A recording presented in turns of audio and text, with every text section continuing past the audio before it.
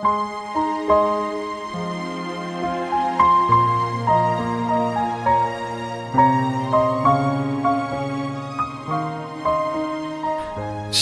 Bapak Ibu, saudara kasih dalam Tuhan, haleluya.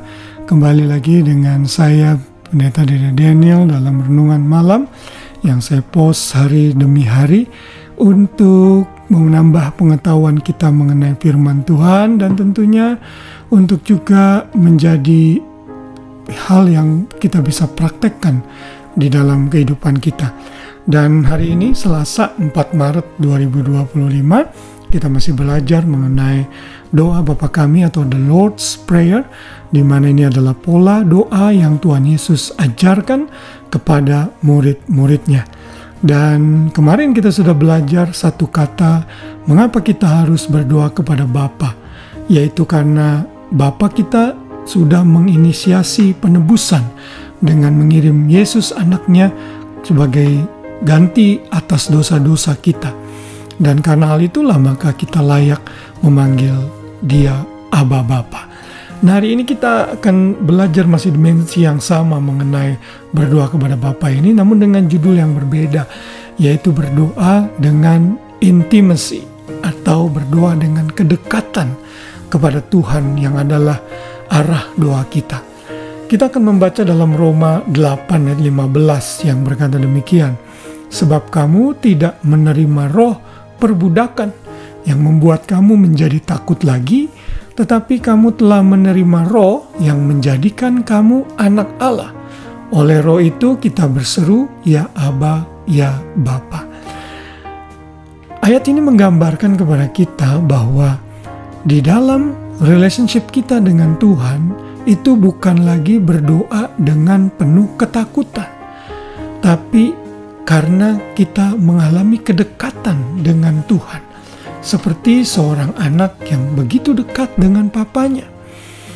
Kalau kita mempelajari agama-agama lain di dunia ini, mereka hidup dalam ketakutan. Mereka melakukan banyak ritual keagamaan atau seremonial keagamaan karena mereka takut Tuhannya itu marah. Tetapi kita bukan seperti itu. Kita melakukan segala macam kegiatan kerohanian karena kita mengasihi Tuhan dan Tuhan mengasihi kita. Kita diubahkan karena kasih-Nya, karena itu ada hubungan yang sangat indah dan harmonis antara kita dengan Bapa kita. Karena itu saat saudara dan saya datang kepada Tuhan dalam doa, kita harus datang dengan satu kedekatan, dengan satu intimacy, bahwa dia adalah Bapa kita dan dia pasti mendengar segala keluh kesah kita dan menjawab setiap pergumulan kita. Ayat ini dikatakan tadi, kita ini sebagai anak-anaknya. Kita telah menerima roh yang menjadikan kita anak Allah. Karena itu berdoa dengan memanggil Allah Bapa itu hanya diperuntukkan bagi orang-orang percaya saja. Orang dunia dan orang agama lain tidak bisa berdoa seperti ini karena mereka tidak punya relationship yang baik dengan Bapa kita yang menjadi penebus dan penyelamat kita, namun harus diterima dengan iman.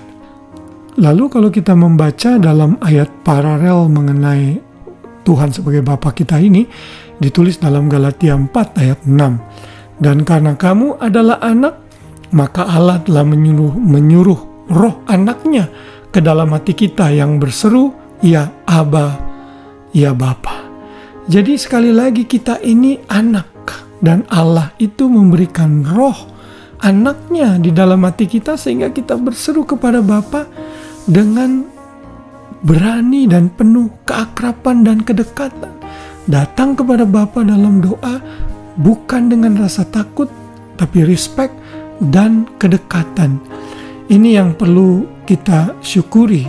Ini adalah privilege yang kita bisa nikmati sebagai anak-anak Tuhan.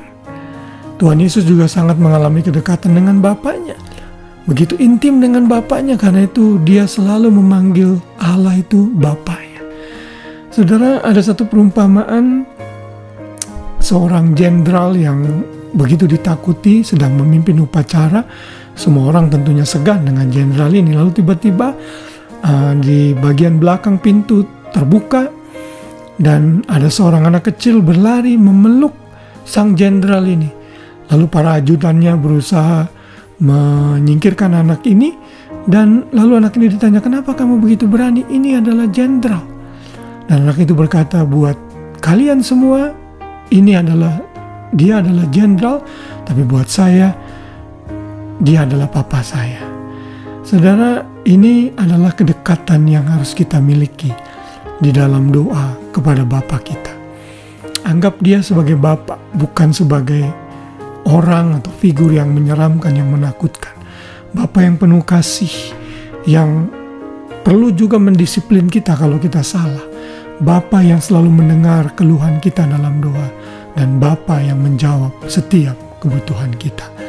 Kiranya renungan malam pada malam hari ini bisa menguatkan kita dan memberikan kita kepercayaan diri dalam berdoa untuk datang dan memanggil Tuhan yang besar itu sebagai Bapa kita yang pasti mendengar doa kita.